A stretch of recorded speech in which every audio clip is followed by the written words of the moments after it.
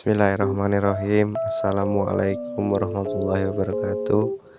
Di sini saya Edu Juliansa, NIM 1052-1008 akan mempresentasikan materi yang berjudul Neraca Pembayaran Internasional.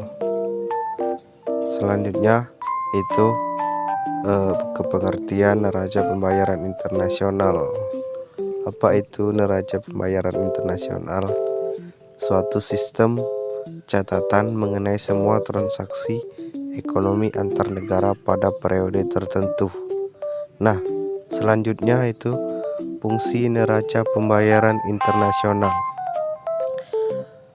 Sebagai bahan pertimbangan bagi pemerintah sebuah negara untuk menentukan kebijakan ekonomi, kebijakan moneter, fiskal, dan perdagangan internasional. Selanjutnya itu ada tujuan penyusunan neraca pembayaran, yang dimana di sini terdapat beberapa poin.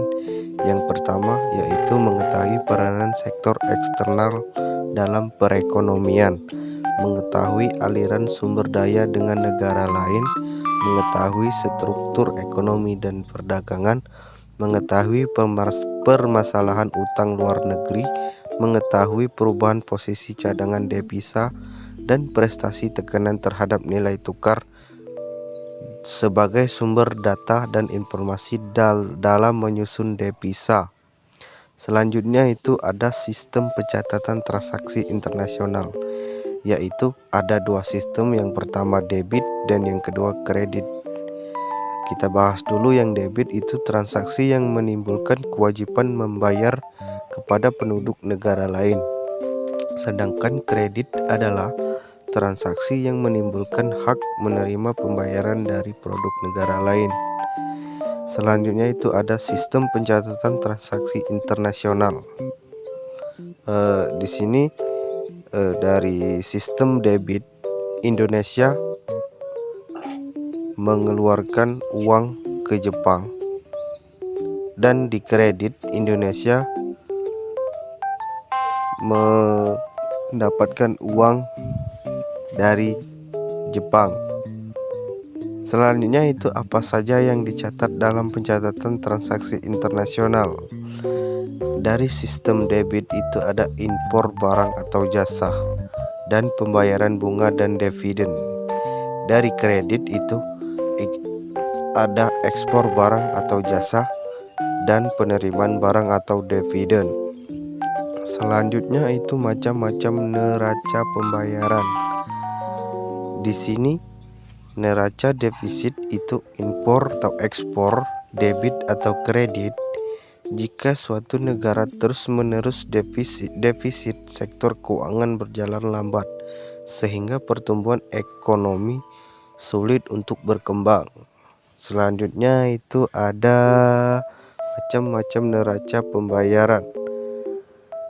Adapun macam-macam neraca pembayaran di sini yaitu neraca surplus atau surplus yang terjadi pada neraca pembayaran menandakan bahwa negara tersebut mempunyai cadangan devisa dan dana yang lebih. Selanjutnya itu ada faktor-faktor yang mempengaruhi perdagangan internasional. Yang pertama itu inflasi. Jika inflasi suatu negara meningkat atau dibandingkan negara rekaan dagangannya, maka neraca berjalan dengan tersebut akan menurun. Hal ini disebabkan oleh masyarakat akan membeli lebih banyak barang di luar negeri karena tingginya inflasi lokal. Selanjutnya itu faktor kedua itu dari segi pendapatan nasional. Jika segi pendapatan suatu negara meningkat, maka neraca berjalan negara tersebut akan menurun. Hal ini disebabkan oleh peningkatan pendapatan real akan meningkatkan konsumsi yang kemungkinan besar juga meningkatkan permintaan akan barang asing. Selanjutnya itu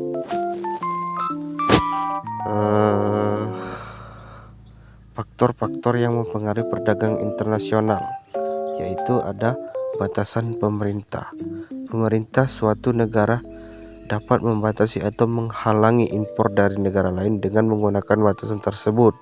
Yang kedua itu kurs mata uang. Jika nilai mata uang suatu negara meningkat, maka saldo neraca berjalan akan turun. Hal ini disebabkan oleh bertambah mahalnya barang-barang yang diekspor.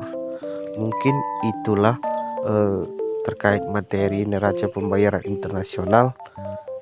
Di sini saya akhiri dengan Assalamualaikum warahmatullahi wabarakatuh.